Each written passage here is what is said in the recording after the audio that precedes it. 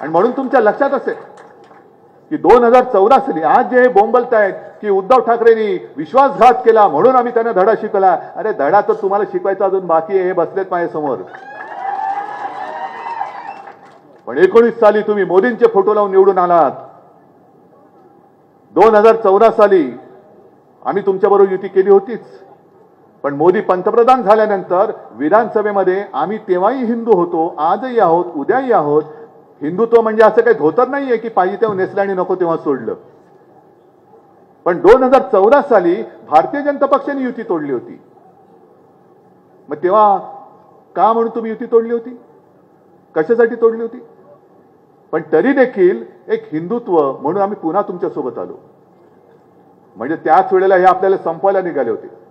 आणि एका जबाबदार भारतीय जनता पक्षाच्या नेत्यांनी सांगितलेलं आहे, तेव्हा 2014ला जेव्हा आपली युती नव्हती ते घरी आले होते, आज सुद्धा ते आहेत. आणि त्यांनी मला सांगितलं की उद्धवजी आपने तो कमाल किया. म्हणतो मैंने क्या किया? तो नहीं, दिल्ली में ऐसे चर्चा हो रही थी हमारे बीच में की अब बाला साहब तो नहीं रहे. मग किती नालायक नीच लोक आहेत बघा. अरे ज्यांनी तुम्हाला वाचवलं, ज्यांच्या पक्षाने तुम्हाला, अगदी मी काल परवाकडे बोललो होतो, आम्ही तुम्हाला खांद्यावरती घेऊन महाराष्ट्र फिरवला. जर आम्ही तुम्हाला खांद्यावरती नसतं घेतलं आज तुम्हाला 4 खांदे सुद्धा नसते मिळाले.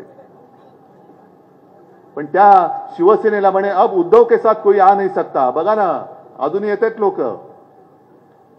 पण त्याच्या पुढचं वाक्य महत्वाचं होतं 2014चं, अब समय आया है शिवसेना को खत्म करो. तुम्ही शिवसेनेला खत्म करायला निघालात. तुम्ही गोपीनाथजींच्या मुलीला सुद्धा तिचं राजकीय आयुष्य खत्म करायला निघालात.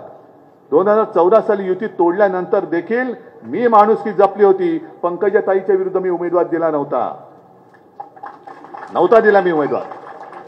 कारण आम्ही नातं जपणारी माणूस आहोत. आम्ही नातं जपणं हे आमचं हिंदुत्व आहे.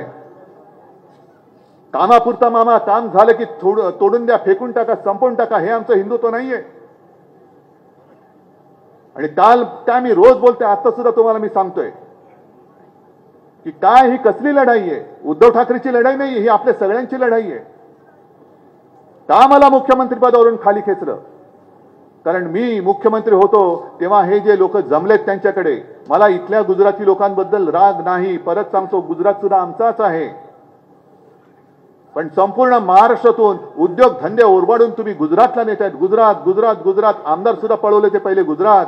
कैलास सुद्धा पहिला त्यांनी मला फोन केला की साहेब कळत नाही हा रस्ता कुठे चाललाय. मग ते बघितलं, अरे सुरतेकडे चाललाय. म्हणजे आमदार सुद्धा गुजरात, सगळे उद्योगधंदे गुजरात. आता सुद्धा जे देशामध्ये 3 सेमीकंडक्टरचे उद्योग येत आहेत त्यातले 2 उद्योग हे मोदींनी डायरेक्ट गुजरातला नेले. काय महाराष्ट्राने काय घोडं मारले तुमचं? गुजरातला तुम्ही समृद्ध करा, जरूर करा. राज्यात काय संपूर्ण देशातली प्रत्येक राज्य ही समृद्ध झाली पाहिजे, तरच भारत माता की जय आम्ही बोलू शकतो, एवढी जाणीव आम्हाला आहे.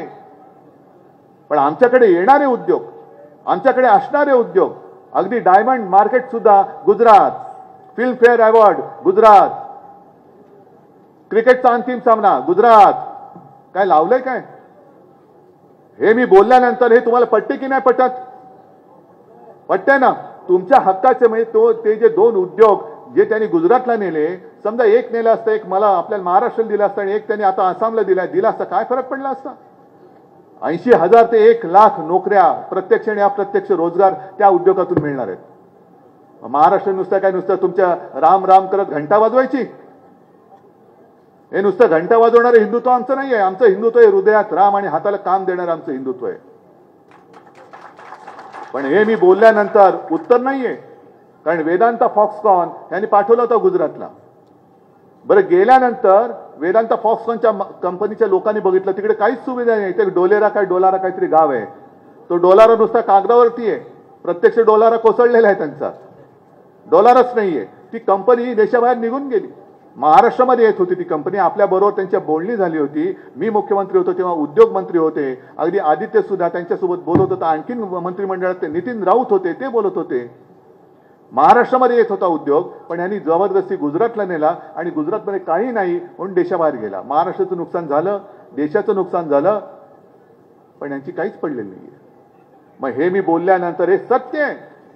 काल देवेंद्र फडणवीस असं बोललेत, अरे इथून उद्योग जर का गुजरातला गेले तर गुजरात काय पाकिस्तान आहे का? ठीक आहे, तुम्ही यांची खुर्ची चाटताय त्यांच्यासाठी तुमच्यासाठी ते बरोबर आहे देवेंद्रजी. पण गुजरात हा जर का पाकिस्तान असेल तर महाराष्ट्र म्हणजे काय पाकिस्तान आहे का? आणि देवेंद्रजी तुम्ही पाव मुख्यमंत्री जे राहिले आहेत ते महाराष्ट्राचे आहात ते का गुजरातचे आहात? मग जाहीर करायचं देवेंद्र फडणवीस पाव उपमुख्यमंत्री गुजरात करा जाहीर, मग आम्हाला काय म्हणायचं नाहीये. पण असं करत करत तुम्ही आमचं मंत्रालय सुद्धा उद्या तुम्ही गुजरातला न्याल आणि मग सांगलात अरे गुजरातला गेलोय ना काय पाकिस्तानात गेलोय.